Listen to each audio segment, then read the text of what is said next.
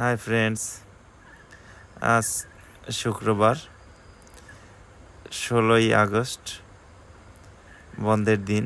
তাই আমরা বন্ধুরা ঘুরতে ঘুরতে চলে আসছি গোপালগঞ্জ জেলার কোটালীপাড়া উপজেলায়।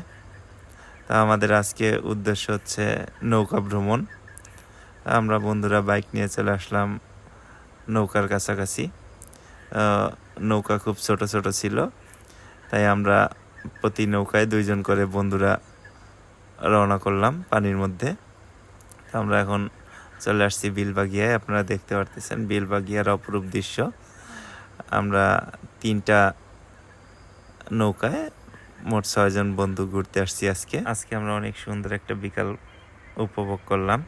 ঘুরতে ঘুরতে আমাদের প্রায় সন্ধ্যা হয়ে আসছে। আমরা এখন বাড়ি ফেরার উদ্দেশ্যে নৌকা ছেড়ে দিয়েছি।